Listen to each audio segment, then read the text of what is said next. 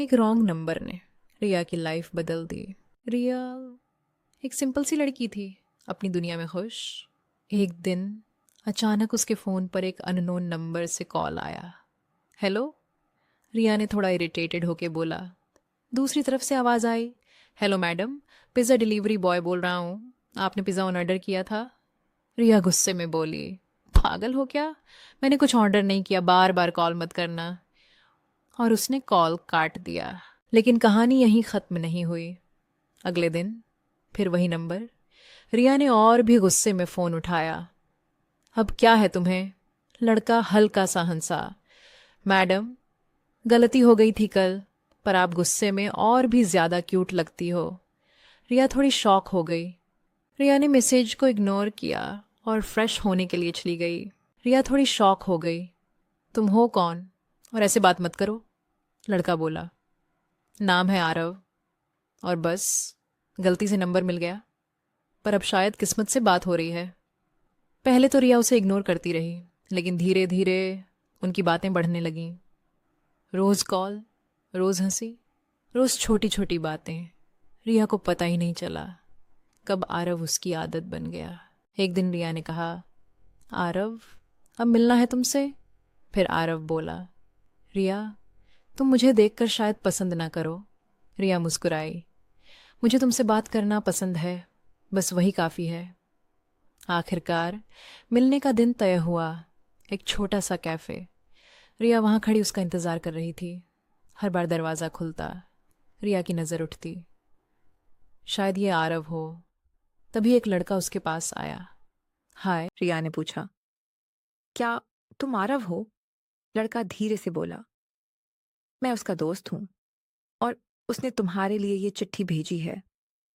रिया हैरान रह गई। उसने कांपते हाथों से चिट्ठी खोली।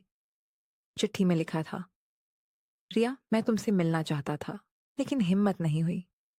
डर था कि तुम मुझे देखकर बदल जाओगी। मेरा 2 साल पहले एक्सीडेंट हो गया, उसमें मैंने अपने पैर खो दिए। अब मैं व्हील चेयर के सहारे हूँ। अगर तुम फिर भी मुझसे मिलना और मुझे देखना चाहती हो तो इस पते पर आ जाना।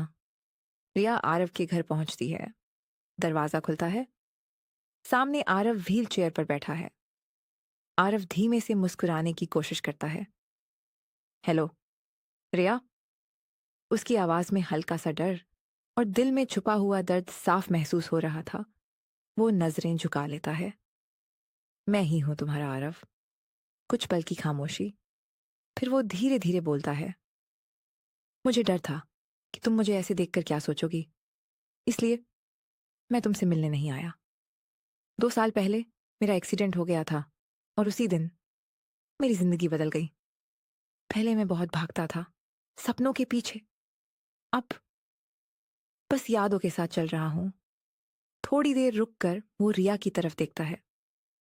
मैं तुमसे दूर नहीं रहना चाहता था, पर तुम्हें खोने से भी बहुत डर लगता था। उसकी आवाज भर्रा जाती है। इसलिए झूठ बोला, छुपाया, पर जो महसूस करता था वो कभी झूठ नहीं था। वो धीरे से पूछता है, रिया, क्या तुम अब भी रुकोगी? कमरे में सन्नाटा छा जाता है। रिया मुस्कुराई और बोली, अगर जाना होता तो यहां आती ही नहीं। रिया धीरे धीरे कदम बढ़ाते हुए वो आरव के पास जाती है और बिना कुछ सोचे उसे कसकर गले लगा लेती है। आरव एकदम से चौंक जाता है, जैसे उसे यकीन ही ना हो रहा हो। आरव की आंखों से भी आंसू बहने लगते हैं। वो पहली बार खुद को किसी के सामने कमजोर होने देता है। मुझे लगा था तुम चली जाओगी। रिया हल्की सी मुस्कुराती है, आंसुओं के बीच। अगर जाना होता तो यहां आती ही क्यों? रिया उसका चेहरा अपने हाथों में लेकर कहती है, तुम्हें खोने से अच्छा था तुम्हें ऐसे ही पालूं। आरव हल्का सा हंसता है, तुम सच में अलग हो? फिर अचानक आरव मुस्कुराते हुए कहता है, रिया, मैंने तुमसे एक और बात छुपाई है। रिया हैरान होकर कहती है, क्या? आरव हल्का सा हंसते हुए बोलता है, मैं कभी पिज्जा डिलीवरी बॉय था ही नहीं। रिया एक सेकंड के लिए उसे देखती है, फिर जोर से हंस पड़ती है। मतलब शुरुआत ही झूठ से की थी तुमने? दोनों हंसने लगते हैं। आंसू अब भी हैं, लेकिन इस बार खुशी के। कभी कभी जिंदगी हमें तोड़ती है ताकि हम किसी ऐसे इंसान से मिल सकें जो हमें फिर से जोड़ दे। और इस बार ये सिर्फ एक रॉन्ग नंबर की कहानी नहीं थी। ये दो अधूरी जिंदगियों के एक दूसरे में पूरी हो जाने की कहानी थी। अगर रिया और आरव की ये कहानी आपके दिल को छू गई हो तो वीडियो को लाइक ज़रूर करें, और ऐसे ही सच्चे प्यार की कहानियाँ सुनने के लिए हमारे चैनल को सब्सक्राइब करना मत भूलिए।